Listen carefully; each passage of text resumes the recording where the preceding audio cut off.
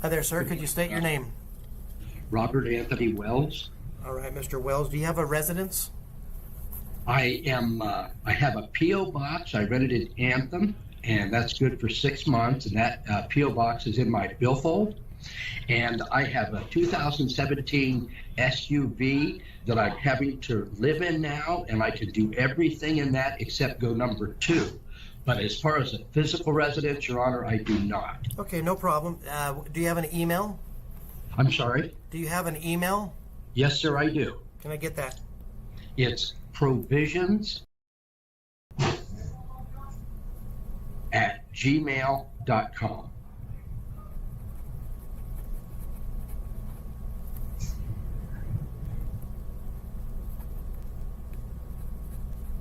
All right, sir.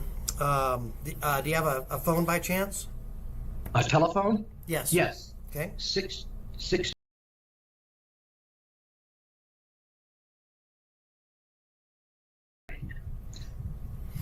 And I'm 99% confident that's it. But if it's 8119, I can let you know. Yeah, that'll be fine. Sure. Just update us. You can just call us and let us know once you get it. Okay. All right. So you're facing 3 charges. You have 1 misdemeanor, or all 3 of them are misdemeanors. 1 is a Class 1 misdemeanor, and 2 of them are Class 2 misdemeanors. The Class 1 misdemeanor is disorderly conduct that has a maximum fine of $2,500, 6 months in jail, and/or 3 years probation. The 2 Class 2 misdemeanors each carry a maximum fine of $750, 4 months in jail, and/or 2 years probation. That's for failure to provide identification and public nuisance. I've scheduled. You have the right to plead either guilty, not guilty, or no contest to those charges. If you plead guilty or no contest, I will schedule you for a sentencing at a later date.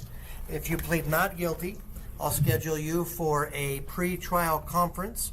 That's where you'll meet with the prosecutor. That's the attorney bringing the charges forward. Discuss the case with the prosecutor, and one of 3 things will happen. Number 1, the case could go to trial. Number 2, the case could enter a plea agreement that all parties agree on. Or number 3, the case could be dismissed. Do you understand that, sir? Yes. All right. How do you wish to plea on the charges? I'm not getting out today, am I? I'm considering releasing you on your own recognizance. To be honest with you, I was going to see how this hearing went because the last one did not go well. So right now, things are looking good for you. I'm just asking you. No contest? Okay. I'll enter your no contest plea, and I want to make sure you understand what that is. It's treated like a guilty plea, so you'll be sentenced at that later date, but you're not admitting or denying the allegations, but you're facing sentencing. Okay? Yes. I am going to release you on your own recognizance today.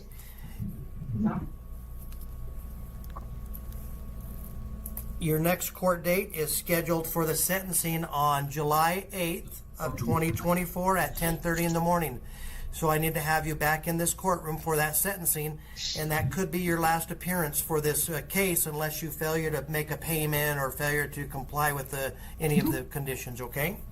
Okay, and that's July 8th of 2024? Yes, at 10:30, and I'll give you a copy of this that you have to sign before you're released. Thank you, Your Honor. You're welcome. Do you have any questions at all, sir? No, sir. All right, that'll be fine. Have a good day. Thank you. You too.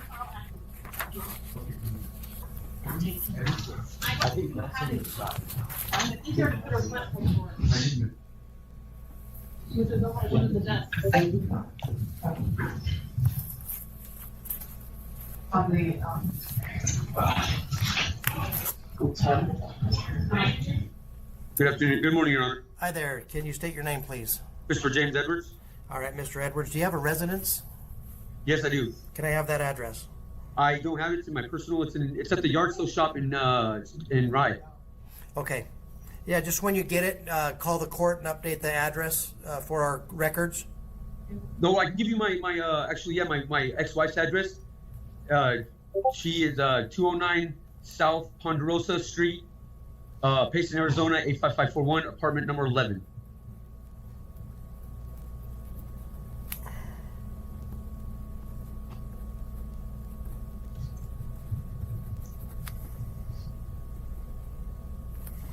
How about an email address for you? Reborn.forever.47777 All right, that was a little. Okay, reborn.forever. .47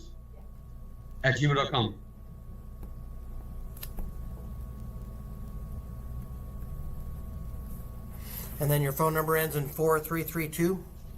Yes, 4223 or 4332. Yes. Okay.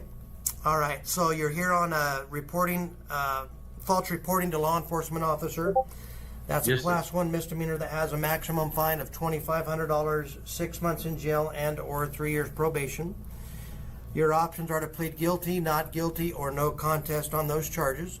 Okay. Depending on how you plead is what happens next with the court proceedings. If you plead guilty or no contest, I'll schedule you for a sentencing at a later date.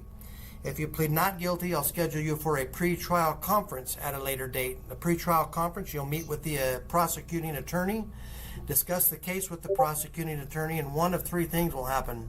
Number 1, the case will proceed to trial. Number 2, the case could enter a plea agreement that all parties would agree on.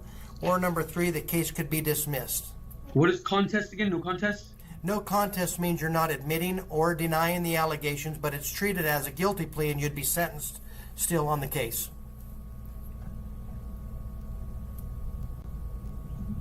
I can tell you that you're not facing any jail time, that there's been no request from the prosecutor to have you serve any jail time on this misdemeanor. You know, there's other pending felonies. I'm not guilty though. I'm not guilty. I did live at the address they're saying I wasn't allowed to be at. Okay, so you want to enter not guilty plea? Yes, sir. Okay.